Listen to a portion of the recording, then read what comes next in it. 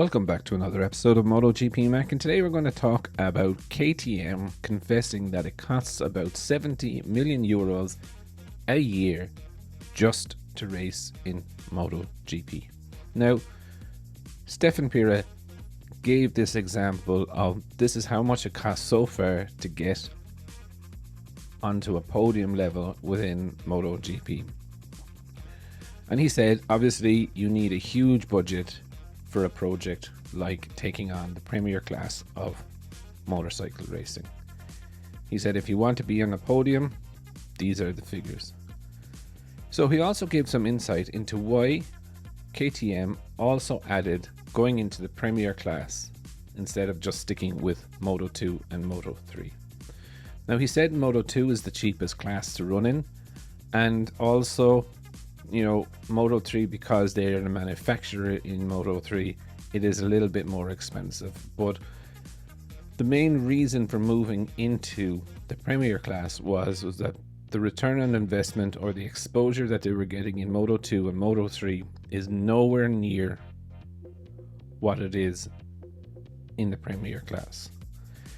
And he's also said that because they are in the Premier class, they are seeing the plan, or they are seeing that they are recovering the investment that they make every year in the sales of their products, which is good to see, and the correlation that is there. But when you look at how much it is costing, 70 million is a lot of money. You can do a lot of things with 70 million, but I suppose when you break it down, this is for absolutely everything within the MotoGP team. So it's research and development, it's bikes, it's salaries of every one of the mechanics and any team member, riders and everything. And it kind of got me thinking that, they don't have any megastar riders, right? So if you had a Fabio Quartararo or if you had a Marc Marquez there, their budget would be nearly pushing 100 million, which is a lot of money. Now, not saying that if you added Marc Marquez or Fabio Quartararo, for instance, to KTM, would KTM's bike sales increase? Absolutely, 110%.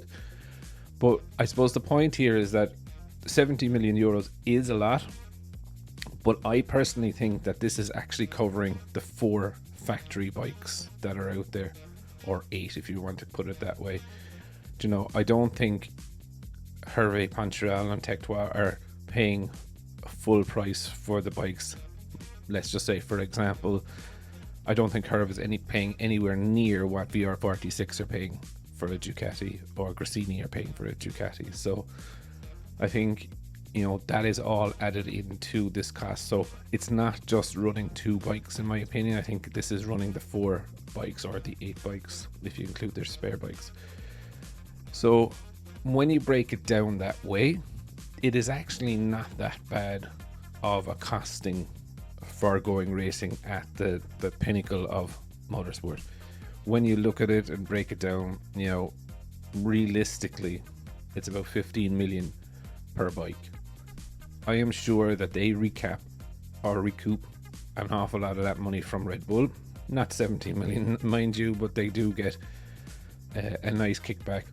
And then obviously, as Pira said, the sales do help bring that down.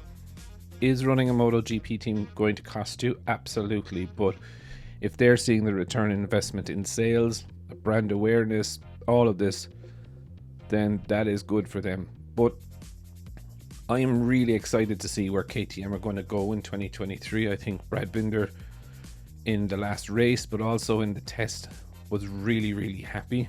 And, Jack and Pol Espargaro took to the bike like a duck to water. Augusto Fernandez impressed as well, especially when you see him against Raul Fernandez. I think it's a good benchmark to see. But I would definitely love to know your thoughts. What do you think of 70 million euros a year to run a MotoGP team? Definitely leave your thoughts in the comments below, and I'll be back again tomorrow with another video.